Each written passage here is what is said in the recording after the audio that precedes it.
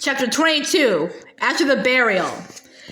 Patches of bright blue sky were beginning to appear over the castle turrets, but these signs of approaching summer did not lift Harry's mood. He had been thwarted, both in his attempts to find out what Malfoy was doing, and in his efforts to start a conversation with Slughorn that might lead, somehow, to Slughorn handing over the memory he had apparently suppressed for decades.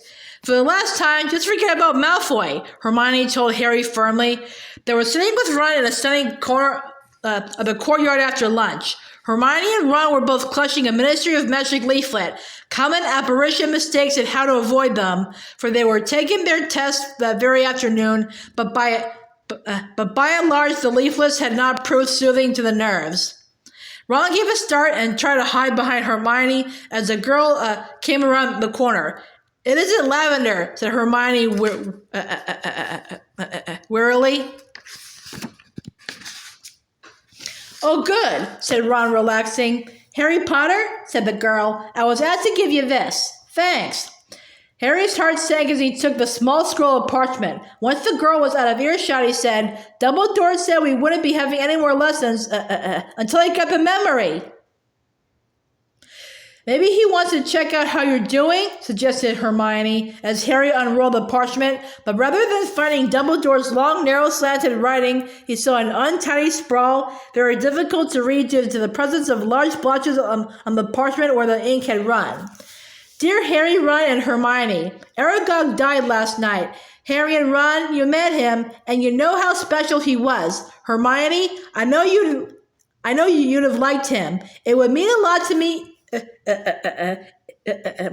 if you'd nip down for the burial later this evening. I'm planning on doing it around dusk. That was his favorite time of day. I know you're not supposed to be out that late, but you could use the cloak. Wouldn't ask, but I can't face it alone. Hagrid."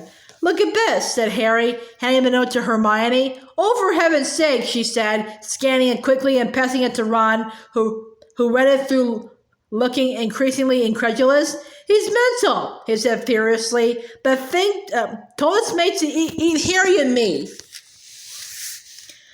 Told them to help themselves. And now Hagrid expects us to go down there and cry over its horrible hairy body." "It's not just that," said Hermione. "He's asking us to leave the castle at night, and he knows security's a million times tighter, and how much trouble we'd be in if we were caught." "We've been down to see him by night before," said Harry. "Yes, but something like this," said Hermione. "We've risked a lot to help Hagrid out, but after all, Aragog's dead. If it were a question of saving him, I'd want to go even less," said Ron firmly. "You didn't meet him, Hermione. Believe me, being dead will have improved him a lot." Harry took the note bag and stared down at all the inky blotches all over it. Tears had clearly fallen thick and fast upon the parchment. "Harry, you can't be thinking of going," said Hermione. "It's such a pointless thing to get detention for." Harry sighed. "Yeah, I know," he said. "I suppose Hagrid will have to bury Aragog without us." "Yes, he will," said Hermione, looking relieved. "Look, potions will be almost empty this afternoon with us all off doing our tests. Try us off and Slughorn up a bit, Ben." 57th time lucky, you think?" said Harry bitterly. "Lucky?" said Ron suddenly. "Harry, that's it. Get lucky."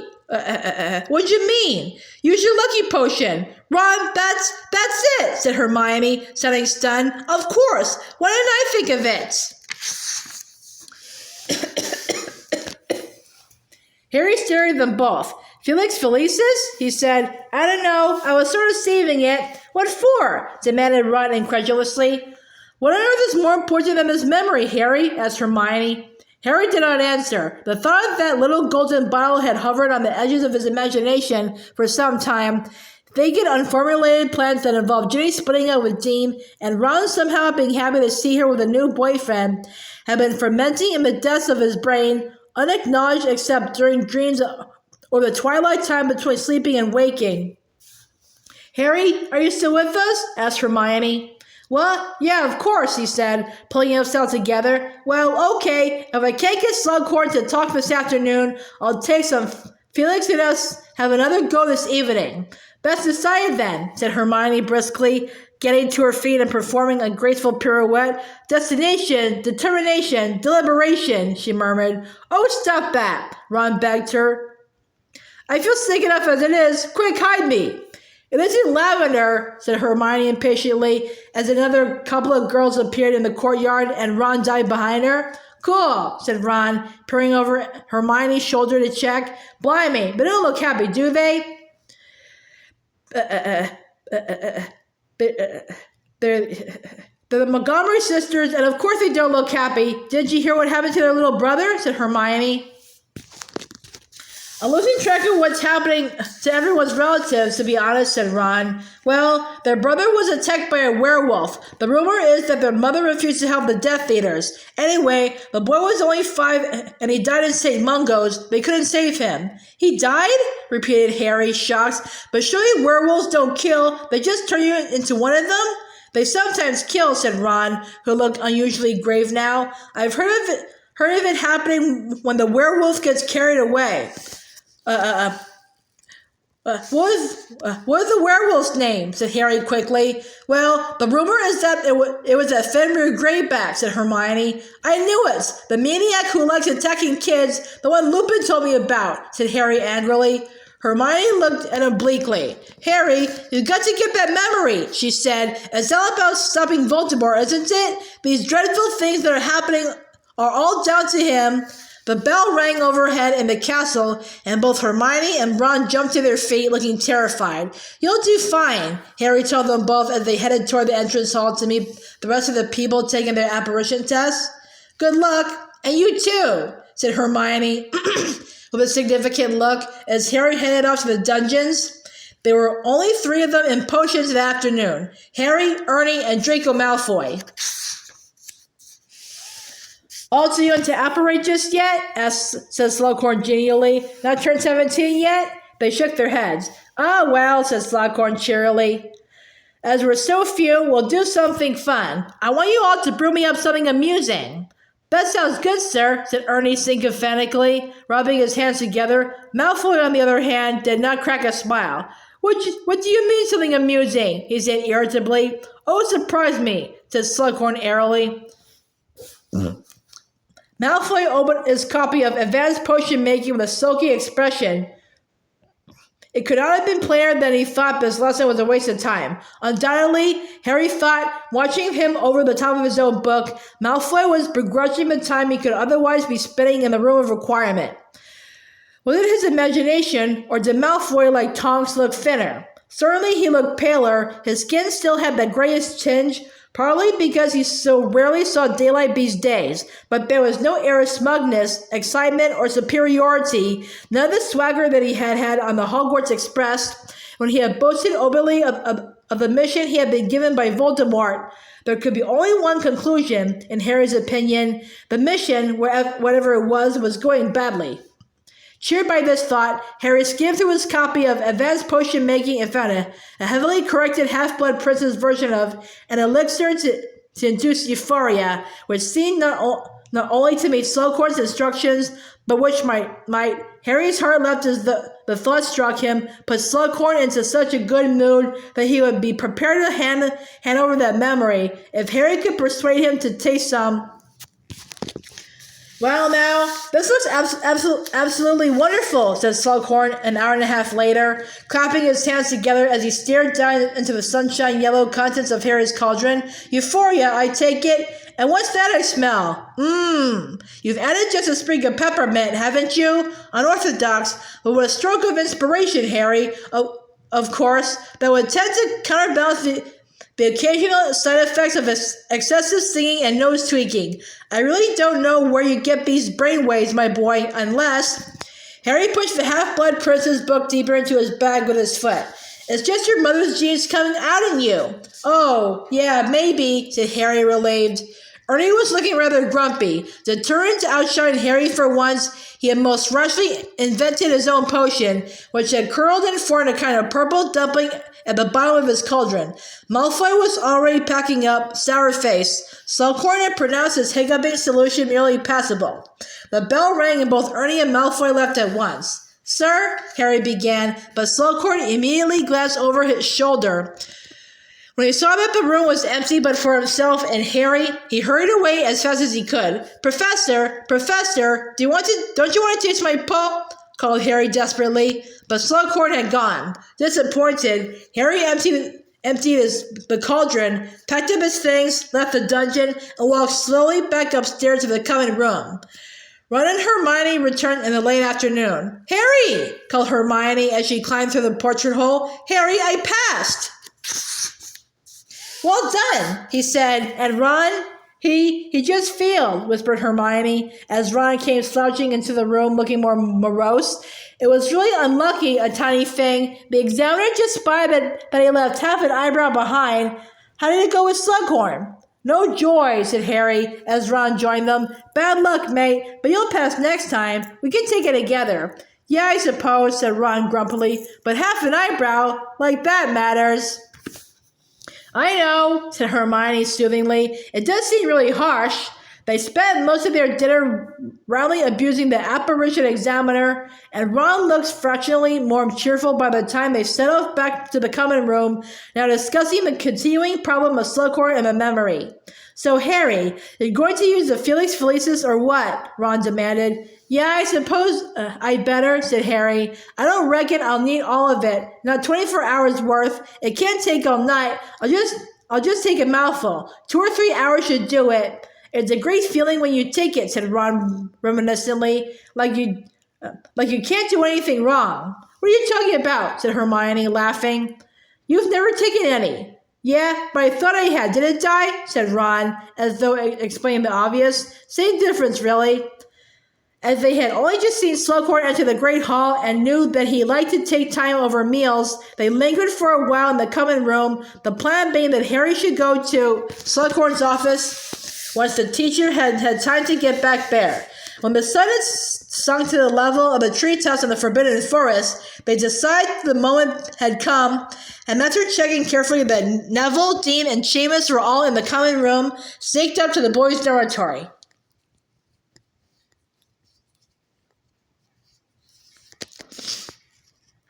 Harry took out the rolled-up socks at the bottom of his trunk and extracted the tiny gleaming bottle.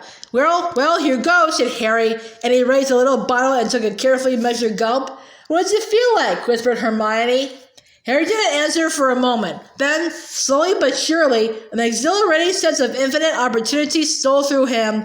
He felt as though he could have done anything at all. And getting the memory from Slughorn seemed suddenly not only possible, but positively easy. He got to his feet, smiling, brimming with confidence. Excellent, he said. Really excellent. Right. I'm going down to Hagrid's. What? Said Ron and Hermione together, looking aghast. No, Harry. You got to go and see Slughorn, remember? Said Hermione. No, said Harry confidently. I'm going to Hagrid's. I got a good feeling about going to Hagrid's. You got a good feeling about burying a giant spider? Asked Ron, looking stunned. Yeah, said Harry, pulling his invisibility cloak out of his bag. I feel like it's the place to be tonight. You know what I mean? No, said Ron and Hermione together, both looking positively alarmed now. This is Felix Felicis, I suppose, said Hermione, anxiously, holding up the bottle to the light. You haven't got another little bottle full of, I don't know, a sense of insanity, suggested Ron, as Harry swung his cloak over his shoulders. Harry laughed, and Ron and Hermione looked even more alarmed. Trust me, he said. I know what I'm doing, or at least he strolled confidently to the door. Felix does. He pulled the invisibility cloak over his head and set off down the stairs. Ron and Hermione hurrying along behind him. At the foot of the stairs, Harry slid through the open door. What were you doing up there with her? Shrieked Lavender Brown, staring right through Harry at Ron and Hermione emerging together from the boys' dormitories. Harry heard Ron sputtering behind him as he darted across the room away from them. Getting through the portrait hole was simple. As he approached it,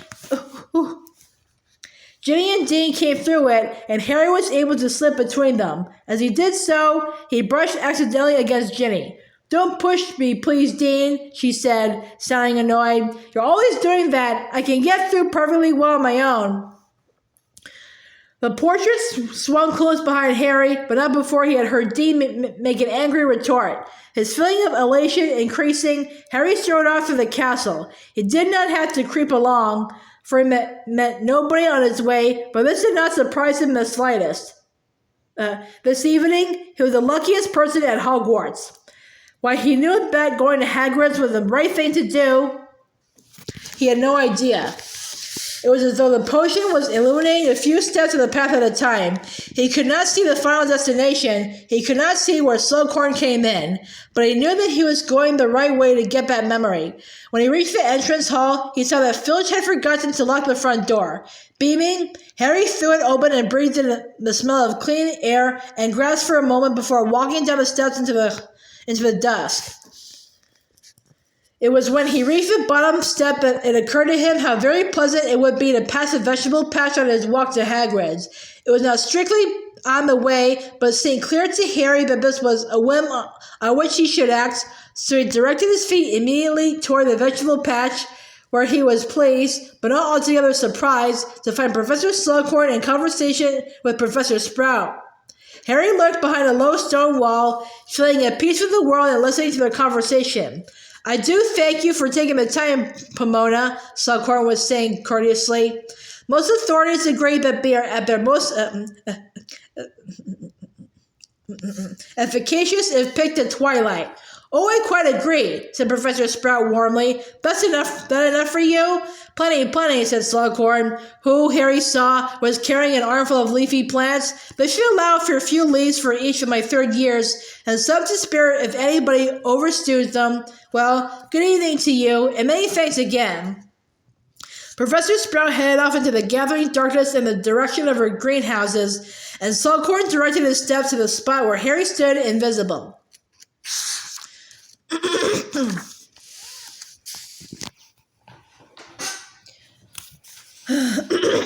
Seized with an immense desire to reveal himself, Harry pulled out the cloak with a flourish.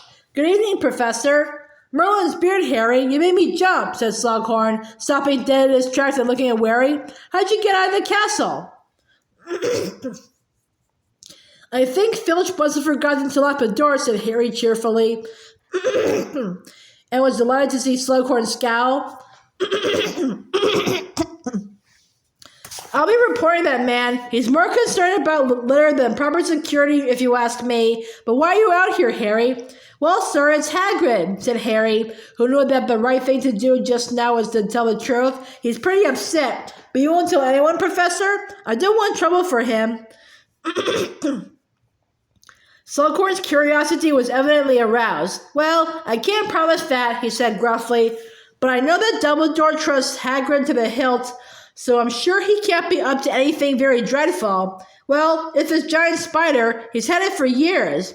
It lives in the forest. It could talk and everything. I heard rumors there were acromantulas in the forest, said Slughorn softly, looking over at the mass of black trees. It's true then? Yes, said Harry, but this one, Aragog, the first one Hagrid ever got, it died last night. He's devastated. He wants company while he buries it, and I said I'd go. Touching, said Slughorn absent-mindedly, his large droopy eyes fixed upon the distant lights of Hagrid's cabin. But, acromantula venom is very valuable. If the beast only just died, it might not yet have dried out. Of course, I wouldn't want to do anything insensitive if Hagrid is upset. But if there was any way to produce some, it's almost impossible to get venom from an acromantula while it's alive. Slughorn seems to be talking more to himself than Harry now. Seems an awful waste not to collect it. Might get 100 galleons a pint. To be frank, my salary is not large. And now Harry saw clearly what was to be done.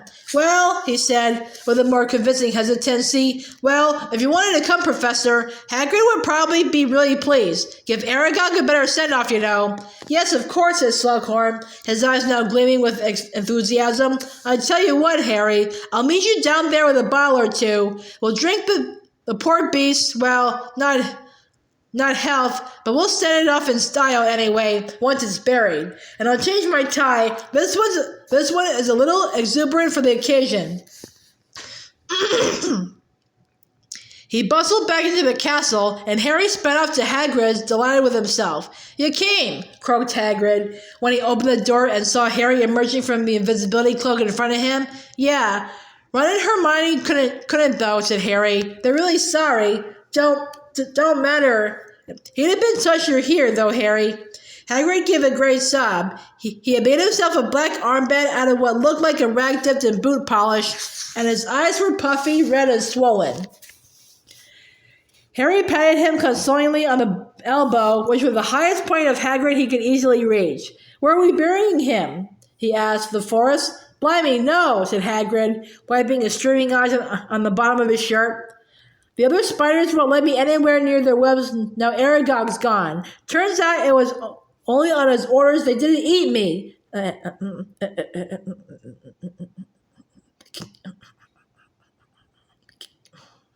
Can you believe that, Harry?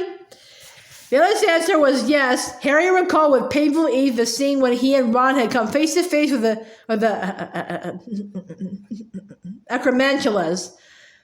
It had been quite clear that Aragog was the only thing that stopped them from eating Hagrid. "Never been in an area of the forest I couldn't go before," said Hagrid, shaking his head. "It wasn't easy getting Aragog's body out of there, I can tell you. They usually eat their dead, see, but I wanted to give him a nice burial, a proper send-off." He broke into sobs again, and Harry resumed the patting of his elbow, saying as he did so, "For the potion seemed to indicate that it was the right thing to do. Professor Slughorn meant me coming down here, Hagrid." "Not in the trouble, are you?" said Hagrid, looking up alarmed.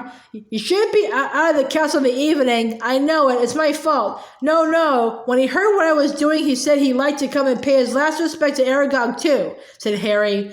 "He's gone to change into something more suitable, I think. And he said he'd bring some bottles so we can drink to Aragog's memory." "Did he?" said Hagrid, looking both astonished and touched.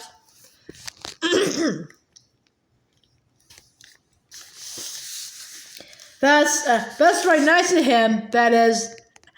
And not turn you in either. I never really had a lot to do with Horace Slughorn before. Coming to see old Aragog off, though, eh? Well, he'd have liked that, Aragog would. Harry thought privately that what Aragog would have liked most about Slughorn was the ample amount of edible flesh he provided, but he merely moved to the rear window of Hagrid's hut, where he saw the rather horrible sight of the enormous dead spider lying on its back outside, its legs curled and tangled. "Are you going to bury him here, Hagrid? In your garden?" "Just beyond the pumpkin patch, I thought," said Hagrid in a choked voice. "I've already dug the, grave. Just thought we'd say a few nice things over him. Happy memories, you know."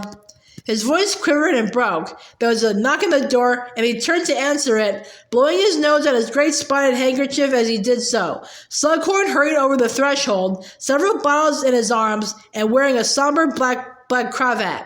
"Hagrid," he said in a deep, grave voice, "so very sorry to hear of your loss." "That's very nice of you," said Hagrid. "Thanks a lot. And thanks for not giving Harry detention either."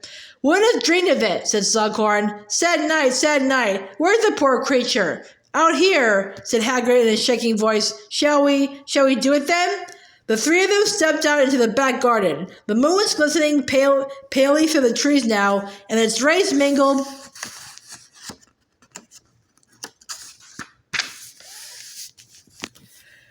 with the light spilling from Hagrid's window to illuminate Aragog's body, lying on the edge of a massive pit beside a 10-foot-high mound of freshly dug earth. "Magnificent," said Slughorn, approaching the spider's head, where 8 milky eyes stared blankly at the sky and 2 huge, curved pincers shone motionless in the moonlight. Harry thought he heard the tinkle of bottles as Slughorn bent over the pincers, apparently examining the enormous hairy head. "Isn't that everyone appreciates how beautiful they are," said Hagrid to Slughorn's back, tears leaking from the corners of his crinkled eyes. "I didn't know you were interested in creatures like Aragog, Horace." "Interested? My dear Hagrid, I revere them," said Slughorn, stepping back from the body. Harry saw the glint of a bottle disappear beneath his cloak, though Hagrid, mopping his eyes once more, noticed nothing. "Now, shall we proceed to the burial?" Hagrid nodded and moved forward. He heaved a giant spider into his arms and, with an enormous grunt, rolled it into the dark pit. It hit the bottom with a rather horrible, crunchy thud. Hagrid started to cry again. Of course it's difficult for you, who knew him best, said Slughorn, who, like Harry, could reach no higher than Hagrid's elbow, but petted it all the same. Why don't I say a few words? He must have got a lot of good quality venom from Aragog, Harry thought, for Slughorn wore a satisfied smirk as he stepped up to the rim of the pit and said, in a slow, impressive voice, "Farewell, Aragog, king of arachnids, whose long and faithful friendship those who knew you won't forget. Though your body will decay, your spirit lingers on the quiet, web-spun places of your forest home. May your many-eyed descendants ever flourish, and your human friends find solace for the loss they have sustained." That was beautiful, howled Hagrid, and he collapsed onto the compost heap, crying harder than ever. There, said Slughorn, waving his wand so that a huge pile of earth rose up and then it fell, with a muffled start of crash, onto the dead spider, forming a smooth mound. Let's get inside and have a drink. Get on his other side, Harry. That's it. Up you come, Hagrid. Well done. But deposited Hagrid in a chair at the table. Fang, who had been skulking in his basket during the burial, now came paddling softly across to them and pulled his heavy head into Harry's lap as usual. Slughorn uncorked one of the bottles of wine he had brought. "I have had it all tested for poison," he assured Harry, pouring most of the first bottle into one of Hagrid's bucket-sized mugs and handing it to Hagrid. "Have a house elf taste every bottle after what happened to your poor friend Rupert." Harry saw in his mind's eye the expression on Hermione's face if she ever heard about this abuse of house elves, and decided never to mention it to her. "One for Harry," said Slughorn, dividing a second bottle between two mugs, "and one for me. Well," he raised his mug high, "to Aragog." "Aragog," said Harry and Hagrid together. Both Slughorn and Hagrid drank deeply. Harry, however, with the way ahead illuminated for him by Felix Felicis, knew that he must not drink. So he merely pretended to take a gulp and then set the mug back on the table before him. "I had him from an egg, you know," said Hagrid morosely. "Tiny little thing he was when he hatched, but besides of a Pekingese."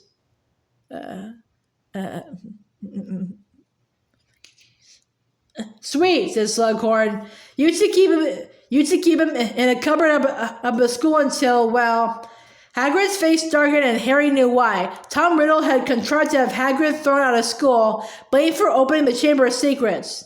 Slughorn, however, did not seem to be listening. He was looking up at the ceiling, from which a number of brass pots hung, and also a long, silky skein of bright white hair.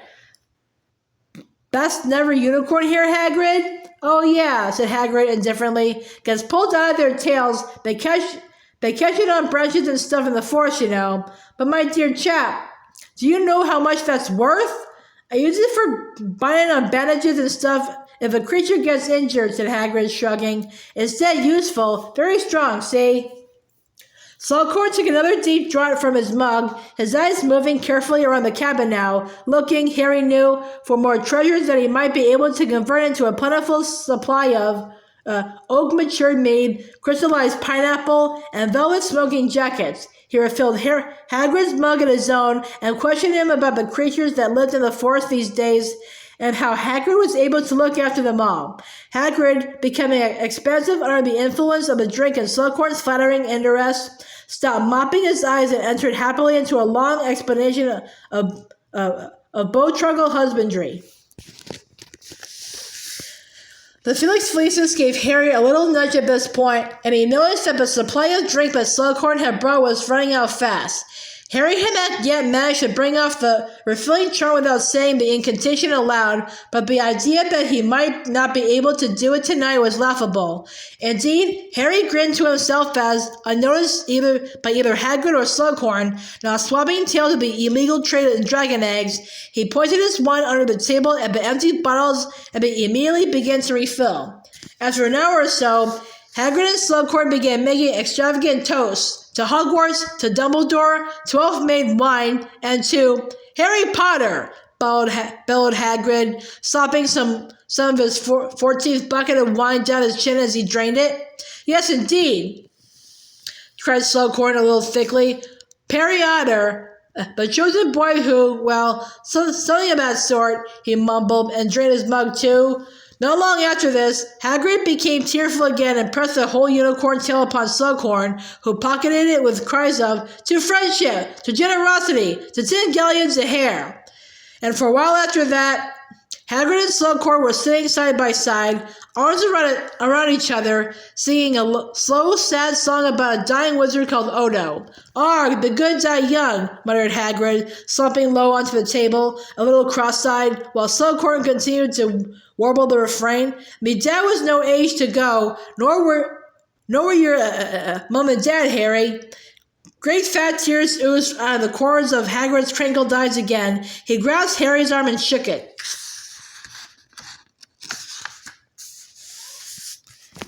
"Best whiz and Witcher, oh, their ages I never knew. Terrible thing, terrible thing." And Odo the hero, they bore him back home to the place that he'd known as a lad, sang Slughorn plaintively. They laid him to rest with his head inside out, and his one snapped in two, which was sad. "Terrible," Hagrid grunted, and his great shaggy head rolled sideways onto his arms, and he fell asleep, snoring deeply. "Sorry," said Slughorn with a hiccup. "Can't cure you two to save my life." "Hagrid wasn't talking about your singing," said Harry quietly. "He was talking about my mum and dad dying." "Oh," said Slughorn, repressing a large belch. "Oh dear. Yes, that was terrible indeed. Terrible, terrible." He looked quite at a loss for what to say, and resorted to refilling their mugs. "I don't suppose you remember it, Harry?" he asked awkwardly. No, I was only one when they died," said Harry, his eyes on the flame of the candle flickering in Hagrid's heavy snores. "But I found out pretty much what happened since. My dad died first. Did you know that?" I didn't," said Slughorn in a hushed voice. "Yeah, Voldemort murdered him and then stepped over his body toward my mum," said Harry. Slughorn gave a great shudder, but he did not seem able to tear his horrified gaze away from Harry's face. "He told her to get out of the way," said Harry remorselessly. "He told me she needed to have died. He only wanted me. She could have run." "Oh dear," breathed Slughorn. "She could have. She needn't. That's awful." "It is, isn't it?" said Harry, in a voice barely more than a whisper. "But she didn't move. Dad was already dead, but she didn't want me to go too. She tried to plead with Voldemort, but he just laughed." "That's enough," said Slughorn suddenly, raising his shaking hand. "Really, my dear boy, enough. I'm an old man. I don't want to hear. I forgot," lied Harry, Felix Felicis leading him on. "You liked her, didn't you?" "Liked her?" said Slughorn, his eyes brimming with tears once more. "I don't imagine anyone who met her wouldn't have liked her. Very brave, very funny. It was the most horrible thing." "But you won't help her son," said Harry. "She gave me her life, but you won't give me a memory." Hagrid's rumbling snores filled the cabin. Harry looked steadily into Slughorn's tear-filled eyes. The potion's master seemed unable to look away. "Don't say that," he whispered. "It isn't a question. If it were to help you, of course, but no purpose can be served." "It can," said Harry clearly. "Dumbledore needs information. I need information." He knew he was safe. Felix was telling him that Slughorn would remember nothing of this in the morning. Looking Slughorn straight in the eye, Harry leaned forward a little. I am the chosen one. I have to kill him. I need that memory." Slughorn turned paler than ever. His shiny forehead gleamed with sweat. "You are the chosen one?" "Of course I am," said Harry calmly. "But Ben, my dear boy, you're asking a great deal. You're asking me, in fact, to aid you in your attempt to destroy." "You don't want to get rid of the wizard who killed Lily Evans?" Harry, of course I do, but..." "You're scared he'll find out you helped me?" Slughorn said nothing. He looked terrified. "Be brave like my mother, Professor." Slughorn raised a pudgy hand and pressed his shaking fingers to his mouth. He looked for a moment like an enormously overgrown baby. "I am not proud," he whispered through his fingers. "I am ashamed of what that memory shows. I think I may have done great damage that day." "You cancel out anything you did by giving me the memory," said Harry. "It would be a very brave and noble thing to do." Hagrid twitched in his sleep and snored on. Slughorn and Harry stared at each other over the guttering candle. There was a long, long silence, but Felix Felicis told Harry not to break it, to wait. Then, very slowly, Slughorn put his hand in his pocket and pulled out his wand. He put his other hand inside his cloak and took out a small empty bottle. Still looking into Harry's eyes, Slughorn touched the tip of his wand to his temple and withdrew it so that a long silver thread of memory came away too, clinging to the wand tip. Longer and longer the memory stretched until it broke and swung, silvery bright, from the wand. Slughorn lowered it into the bottle where it coiled, then spread, swirling like gas. He corked the bottle with a trembling hand and then passed it across the table to Harry. "Thank you very much, Professor. You're a good boy," said Professor Slughorn, tears trickling down his fat cheeks into his walrus mustache. "And you've got her eyes. Just don't think too badly of me once you've seen it." And he too put his head on his arms, gave a deep sigh, and fell asleep.